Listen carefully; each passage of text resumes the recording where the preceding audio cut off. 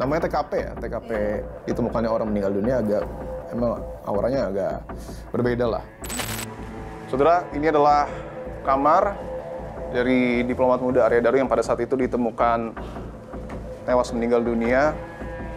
Kalau misalnya dilihat di TV mungkin kayak gampang aja, cuman pada saat gue coba itu emang susah. Harus ada effort lebih dan dilalahnya nggak sengaja kaki kanan gue memang nyenggol rak sepatu. Pas banget. Saya akan coba saja. Apakah sulit atau tidak? Ya. Memang nampak cukup sulit ya. Oke, lebih posisinya seperti ini Arya Daru mas ya? Oke, seperti ini dan memang tumpuan sikut ini cukup berasa karena memang tingginya tidak sampai ya. Arya Daru pernah mencoba untuk menghabisi dirinya sendiri, kalau tidak salah dengan cara minum obat dan juga pakai tali. Buko, Ya, ini kasus udah lama nih. betul. Lalu bahas lagi nih kemarin di Po Investigasi soal Arya Daru. Iya, ternyata masih banyak yang nonton juga kayaknya ya di YouTube ya. Iya, emang ada yang baru? Banyak. Oh gitu. Yang baru banyak. Kayaknya lu ini ya, ini eksklusif lu sama polisi ke kosnya Arya Daru. Betul, ke kos, ke Kemlu, sama yang nggak kalah penting tuh CCTV sih. Dan sebenarnya banyak juga tuh yang nggak ditayangin, karena lebih dari 2000 CCTV dikasih sama polisi ke tim Dipo Investigasi. Pusing nggak lo?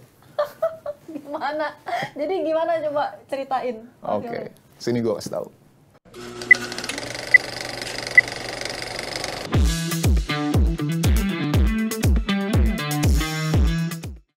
Lu udah pernah nih bikin episode investigasi juga soal kasus Arya Daru dan lu ngobrolin juga di sini sama gua. Ya, betul. Terus lu ketemu di sana sama si Swanto, si penjaga kos. Ini tuh apa hal yang akhirnya membuat lu tuh menginvestigasi kembali kasus ini? Simple sih. Sebenarnya kan kalau kita ingat tanggal 23 Agustus ya, orang tua dari almarhum Arya Daru itu kan muncul ke hadapan publik untuk pertama kalinya. Didampingi kuasa hukum Pak Nikolai sama Pak Dwi di daerah tempat tinggalnya. Dan di situ kan jelas ya, Pak Subaryono, almarhum ayah dari almarhum Arya Daru itu kan mengatakan bahwa masih dalam tanda kutip ya, belum bisa menerima secara logika, secara akal sehat apa yang sesungguhnya jadi penyebab kematian Arya Daru. Bahkan kalau kita ingat di konferensi pers itu juga Pak Subaryono bahkan bilang meminta tolong kepada Presiden. Artinya kan mungkin mereka menganggap bahwa ada sesuatu yang belum bisa diterima, satu, belum bisa diterima secara akal sehat, dua, ada sesuatu besar di balik kematian dari Arya Daru. Karena meminta tolong kepada Presiden untuk menginstruksikan langsung ke jajarannya, mulai dari Kapolri, Menteri Luar Negeri, bahkan Panglima TNI untuk menjelaskan secara utuh apa yang sebenarnya terjadi ke pihak keluarga. Mungkin juga kepada publik, supaya tidak melulu polemik ini tuh bergulir.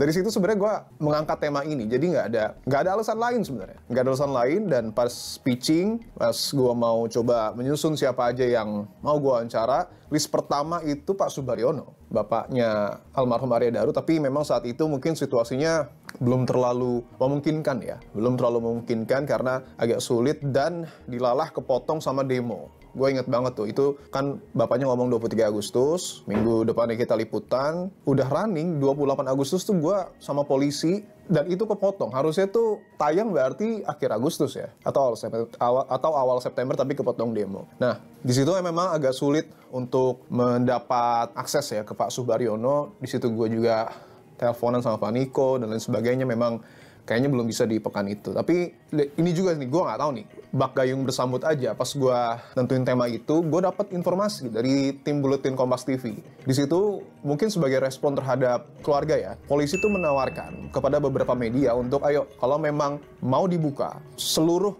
akses, seluruh mungkin ya, barang bukti ataupun hal-hal yang masih menjadi pertanyaan kepada publik, ini polisi siap untuk buka ke media. Langsung gue intercut aja, ya udah langsung, ini kayaknya ini pas nih. Akhirnya ya udah, gue coba kontak Pak Ronald malam hari itu juga, langsung gue janjian di hari Rabunya buat ketemu untuk tahu dulu apa sih sebenarnya dalam tanda kutip ya motif dari polisi juga tiba-tiba kok mau membuka ini secara terang benderang ke publik. Dan tapi sekali lagi ya, gue sangat mengapresiasi polisi yang berani. Terlepas dari apapun kontroversi ya, tapi menurut gue itu berani loh. Indokos dibuka, Kemlu dibuka, bahkan CCTV diliatin semua, itu satu hal yang patut diapresiasi. Publik percaya atau tidak itu urusan lain, tetapi menurut gue keterbukaan ataupun transparansi ini harus kita pandang positif juga sih. Kita harus tahu dulu nih apa sih sebenarnya mau kita dalami.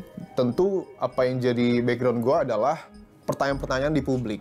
mulai dari Indekos, Kemlu, sampai dengan CCTV. Kalau GI itu nggak jadi pertimbangan gue untuk datangin, tapi yang penting CCTV diputar. Itu 3 hal itu yang kemudian gue minta ke polisi dan dikasih. Nggak pakai pertimbangan lama, langsung dikasih. Bahkan Pak Rional tuh berkali-kali nawarin ke gue, mau apa lagi mas? Wah itu respect sih, serius gue respect sih. Maksudnya dalam arti, oke, meskipun gue juga agak dalam hati kecil ya kayak, ini kok nawarin lu nih, ada apa nih? Maksudnya apakah memang sevalid itukah? Kan bisa jadi ya, kalau orang misalnya salah ngapain dibuka gitu? Atau memang sudah seyakin itukah? Bahkan gue buka aja di sini. Jadi untuk V dan D itu sebenarnya gue hampir wawancara. Itu udah dibuka juga, sudah dibantu juga sama polisi, tapi balik lagi. Karena tentu kita harus menghargai pihak yang mau kita wawancara, mau atau tidak, berkenan atau tidak, tapi memang belum berkenan sih. Nanti gue akan ceritakan waktu di Kemlu. Ya, akhirnya udah kita tentuin, pertama di Indekos, di Kemlu, habis itu nanti mau lihat rekaman CCTV full. Karena bagi gue, ya salah satu poin yang paling penting adalah CCTV. Ya udah, akhirnya tanggal 28 Agustus ya, 28 Agustus pagi, gue, Pak Rional, AKP Fahrul, penyidik, dan juga Kompol Tirto di situ mendampingi Pak Rional, tiba di Indekos Arya Daru. Kehadiran gue di situ balik lagi cuma satu tujuannya, melihat secara utuh landscape, map atau mungkin denah dari Indekos Arya Daru karena ya TKP-nya di situ. TKP utama itu Indekos. Jadi gue hanya berpikir jangan sampai setelah gue ke situ justru malah timbul pertanyaan lain, dan makanya akhirnya gue dari kiri, kanan, belakang itu gue datengin semua. Tentu yang biar alurnya enak ya gue ke kiri dulu. Gue coba uji apa yang kemudian menjadi pertanyaan publik dan juga jawaban dari polisi. Dari sebelah kiri gue masuk memang buntu ya. Buntu dalam arti di situ hanya beberapa kamar dan juga ada kamar pemilik kos. Tentu gue nggak masuk ya karena privasi dan lain sebagainya. Tapi bagi gue oh ya sudah, berarti memang aksesnya di situ tertutup. Dan dilihatin juga di denahnya kalau memang tidak ada akses dari situ untuk kemudian ke tengah. Akhirnya udah gue masuk ke sebelah kanan ya, pintu sebelah kanan yang selalu disorot sama media. Di situ ada CCTV di atas pintu yang gue akhirnya tanyakan juga kepada polisi. Tapi sebelum itu gue masuk ke dalam. 2 pintu awal itu kan memang vape ya. 2 pintu awal itu vape. Di situ sebelahnya kamar almarhum Arya Daru. Nah di situ gue gak langsung masuk, tapi gue tanyain dulu CCTV. Kenapa? Karena yang jadi pertanyaan publik kan CCTV ya. Ini kenapa CCTV-nya hanya satu yang dimunculin, sementara di depan pintu masuk sama di sebelah kamar Arya Daru itu kan sebenarnya ada lagi CCTV. Jadi ada 2 tuh, dan itu tuh telak banget ngarahnya ke depan kamar Arya Daru. Kenapa cuma satu yang ditampilin Pak? Kenapa CCTV yang ini nggak ditampilin juga? Katanya sudah diambil memory card-nya, tapi memang tidak bisa diakses. Entah itu memang tidak merekam, entah itu rusak, tapi setidaknya memorinya sudah diambil tapi tidak bisa diakses oleh polisi. Begitupun halnya dengan CCTV yang di depan akses pintu masuk. Itu tidak bisa dibuka, sudah diambil oleh polisi tapi tidak bisa dibuka, tidak bisa diakses. Ya sudah, kan gue juga menghargai jawaban polisi ya. Setidaknya polisi sudah memberi jawaban seperti itu. Kalau memang publik masih mempertanyakan, kenapa ya ketika peristiwa misalnya ada orang meninggal dunia, kerap kali terjadi CCTV rusak dan lain sebagainya, itu hak publik untuk bertanya. Tapi setidaknya polisi sudah menjawab. Dan itu yang coba gue tanyakan ke polisi. Gue menuju ke kamar ya, ke depan kamar, maksudnya untuk menjelaskan kamar. Pertama yang gue lihat itu jendelanya. Jendelanya memang rusak ya. Jendelanya rusak karena dicongkel sama Pak Siswanto, pintunya kebuka. Sebenarnya agak pas lu masuk ke ruangan itu akhirnya. Kalau di audio itu kan, kalau di TV kan kelihatannya suara gue kenceng ya, tapi sebenarnya itu agak, mohon maaf ya, agak namanya TKP ya, TKP ditemukannya orang meninggal dunia, agak emang auranya agak berbeda lah. Tapi ya gue insya Allah niatnya baik aja sih ke situ, jadi ya udah gue jalanin aja. Pertama kali yang gue lihat adalah spraynya memang tidak berubah. Spraynya tidak berubah, bahkan ternyata selimutnya pun masih ada di situ gitu. Gue agak bingung juga apakah memang itu spray yang punya pemilik kos, ya mungkin ya, dan mungkin nggak diganti atau dilepas untuk tidak dan tanda kutip meninggalkan jejak atau lain sebagainya, ya gue nggak tahu ya, gue nggak mendalami itu sih. Tapi paling tidak spray dan selimut itu punya atau masih ada di kasur itu ya, yang sama pada saat Arya Daru ditemukan. Tapi sebelum gue eksplor kasurnya ya gue eksplor bangunannya. Emang nggak ada yang rusak lagi, nggak ada yang rusak. Jadi gue pastikan itu tembok semua meskipun wallpaper ya. Gue agak kepikiran juga soalnya kalau lihat di video, oh ini wallpaper nih, bisa jadi misalnya mungkin triplek lah atau kayu lah, tapi ya enggak, itu tembok semua. Gue coba pastikan, gue sentuh temboknya, di bagian atap juga nggak ada yang rusak ya, meskipun sudah 2 bulan berlalu sih. sudah 2 bulan berlalu, apapun bisa terjadi sebenarnya di kamar itu, tapi setidaknya pada saat gue tiba di situ ya tidak ada yang rusak sama sekali. Tapi kan yang paling penting adalah gimana caranya polisi itu bisa memastikan bahwa almarhum ini memang bunuh diri.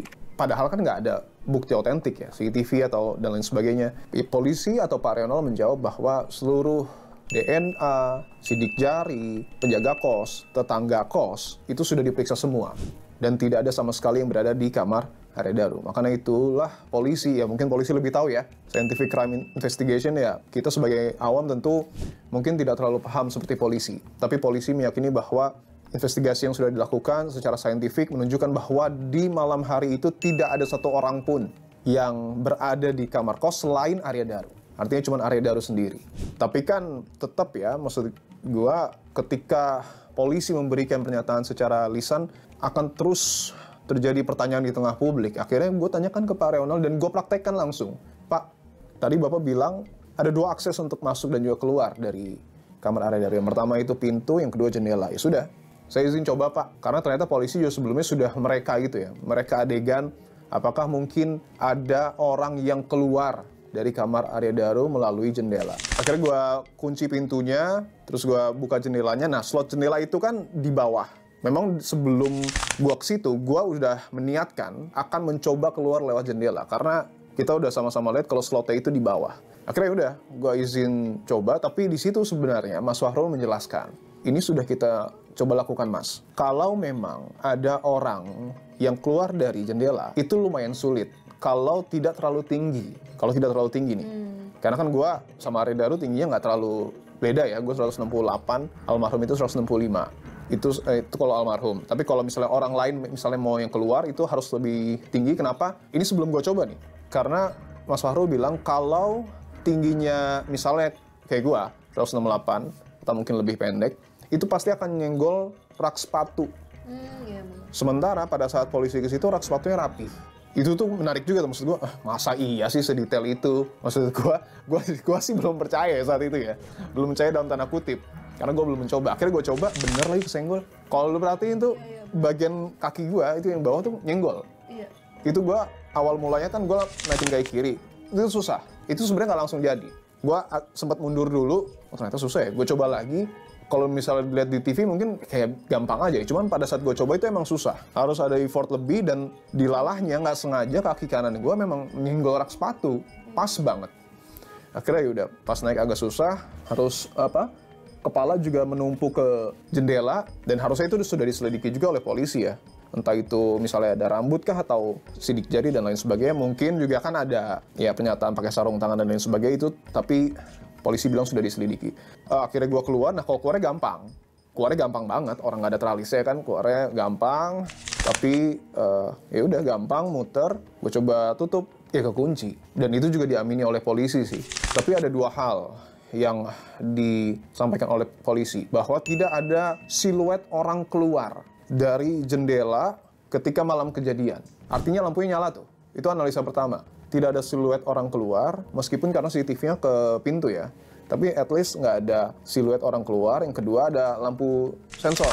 Jadi kalau orang lewat, itu nyala, tapi kalau nggak ada orang, itu mati. Tapi gue baca komen netizen, bener juga. Yang di kamar Arya Daru itu selalu nyala.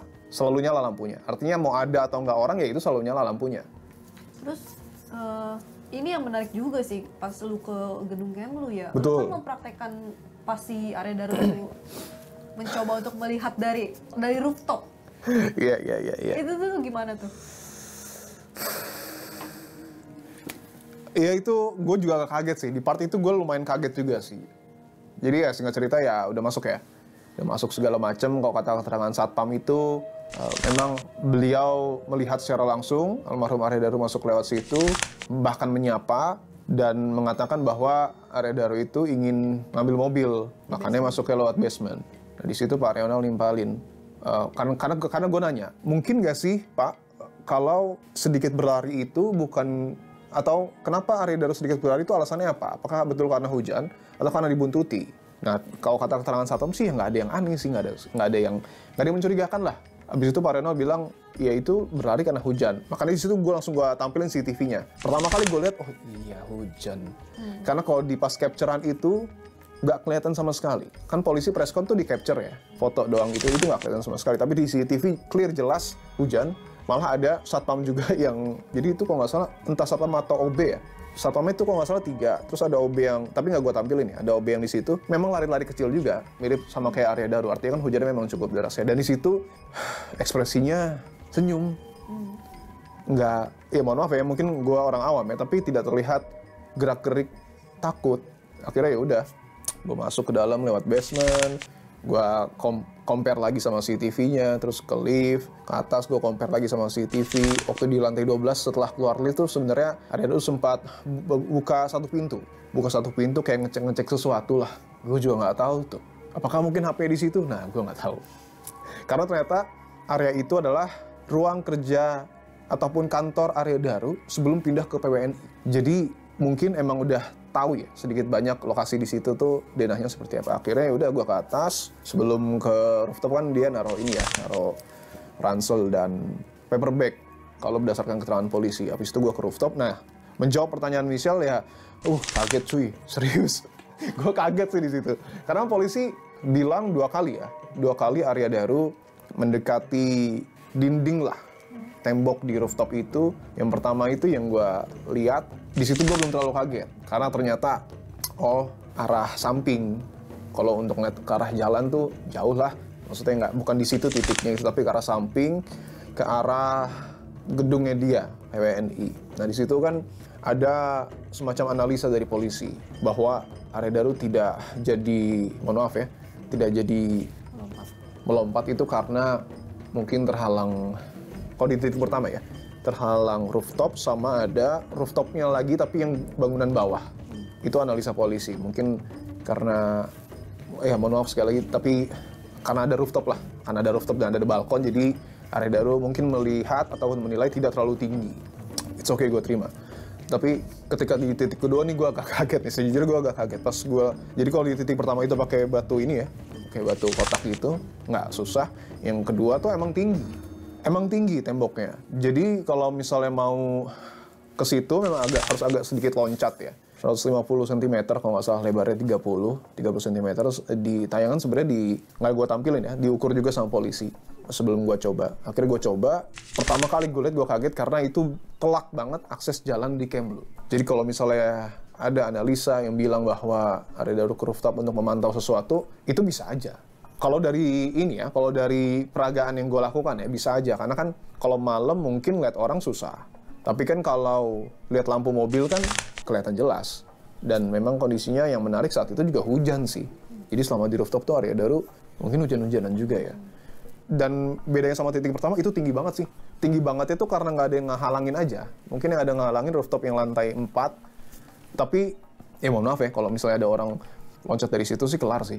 Harusnya kelar sih. Karena itu tinggi banget. Setelah gua turun, Pak Rionald tuh menjelaskan, selain memantau ataupun meninggikan badannya di situ, kalau kata polisi kan, di situ juga luka memar akibat di situ ya. Tapi kalau gua sih nggak memar ya. Maksudnya karena gue pakai sikut mungkin ya, kan gue nggak tahu ya, mungkin orang pakai ini atau apa. Cuman kalau gue pakai sikut, mungkin Arya udah pakai ini, dan itu kan lama ya, 1,5 jam, mungkin memar. Kalau gue kan cuma beberapa menit, tapi kalau gue nggak memar. Nah di situ Pak Rionald menjelaskan setelah bertumpu gitu, kayak Arya Daru tuh kayak nunduk di tembok itu. Pak Rionald peragakan, bahkan gue komparasi juga sama CCTV yang menangkap aktivitas Arya Daru seperti itu. Terus gue nanya, maknanya apa Pak? Menurut polisi, ada semacam keraguan. Itu yang gue jelasin di awal tadi. Ada semacam keraguan, kalau mungkin ketika melompat, ya mohon maaf ya sekali lagi, mungkin tidak akan berakhir dengan meninggal dunia. Itu analisa dari polisi. Gue apresiasi polisi sangat terbuka, dia itu memperlihatkan keterangan saksinya. Saksi inisial V mengatakan bahwa sebenarnya Arya Daru itu sudah pernah ke situ. Jadi bukan untuk pertama kali berada di rooftop Kemlu, tapi memang dia sudah pernah, dan hitung-hitungannya seperti itu. Takutnya kalau misalnya memang melompat, mohon maaf tidak meninggal dunia, justru malah, mohon maaf ya sekali lagi ya, cacat gitu. Itu pertimbangannya. Dan ada beberapa keterangan juga, ini nggak gue tayangkan karena lumayan serem. Ini keterangan polisi ya, keterangan polisi yang didapat dari saksi. Arya Daru pernah mencoba untuk menghabisi dirinya sendiri, kalau tidak salah dengan cara minum obat dan juga pakai tali.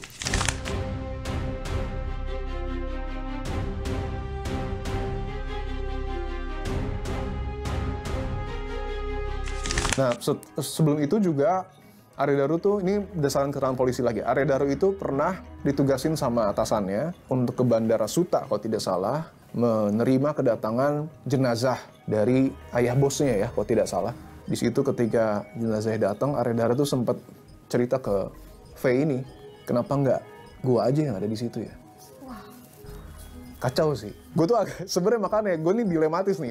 Netizen bertanya-tanya, tapi keterangan polisi ini iya lengkap ya. Dan gue tuh ditunjukin juga email-email kayak misalnya Arya Daru konsultasi ya dengan pihak, gue agak lupa, mungkin kayak semacam lembaga konsultan gitu ya di luar negeri untuk psikis. Di situ gue diliatin emailnya berbahasa Inggris jelas, dan ya itu yang disampaikan oleh polisi sih, pertanyaan yang di rooftop. Dan oh ya, Pak Renol juga bilang Arya Daru ini pernah ke-trigger. Kenapa Arya Daru mencoba untuk kemudian, mohon maaf, menghabisi, ini menurut polisi sekali lagi ya, mencoba untuk menghabisi nyawanya dengan melompat dari rooftop karena ke-trigger dari kasus karyawan BI.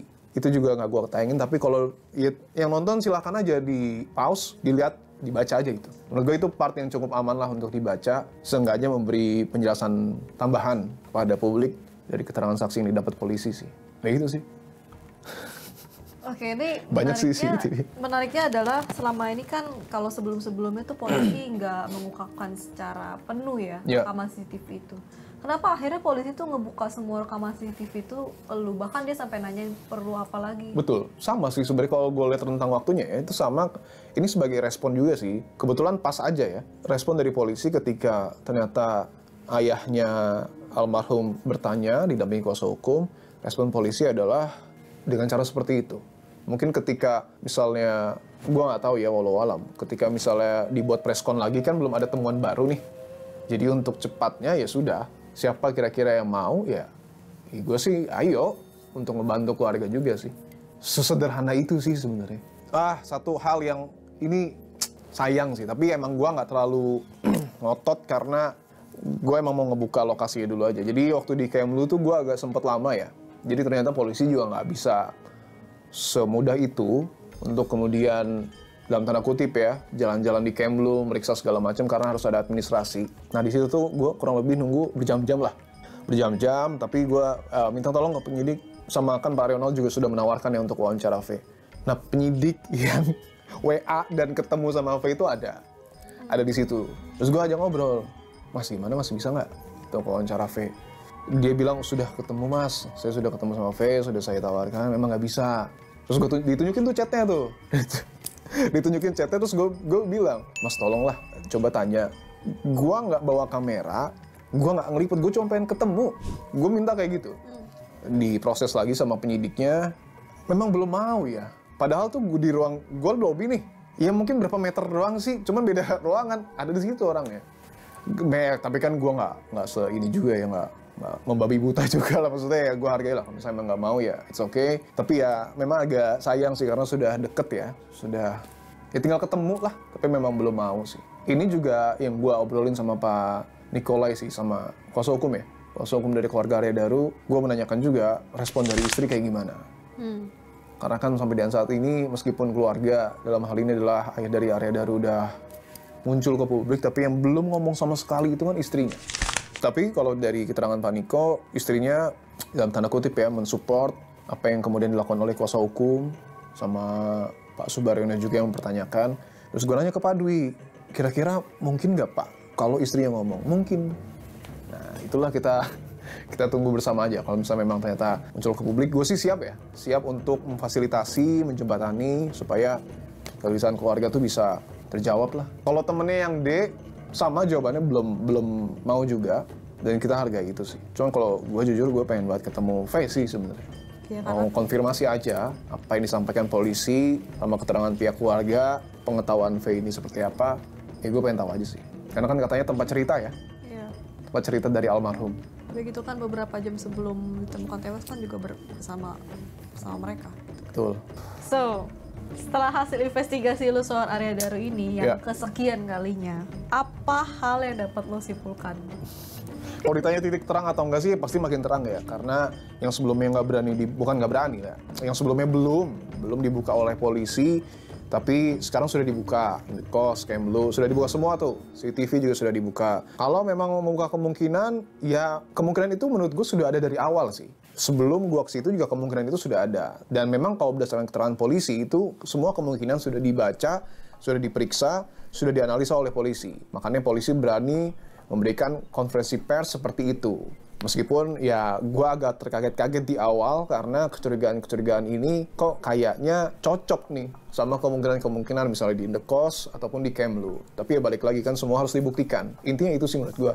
Nah ketika kuasa hukum keluarga masih mempertanyakan, ya gue sih berharapnya tayangan kemarin sedikit banyak bisa membantu, bisa melengkapi hal-hal yang memang menjadi kegelisahan dari keluarga. Syukur-syukur bisa menjawab kegelisahan keluarga. Tapi yang tentu harus dibuktikan dalam hukum pidana adalah ya buktinya. Ketika memang misalnya ada pelaku, makanya itu gue tanya ke Pak Nikolai, siapa pelakunya Pak? Kalau memang misalnya ada pelakunya, yang paling harus dicari dan juga dibawa oleh polisi adalah ya buktinya.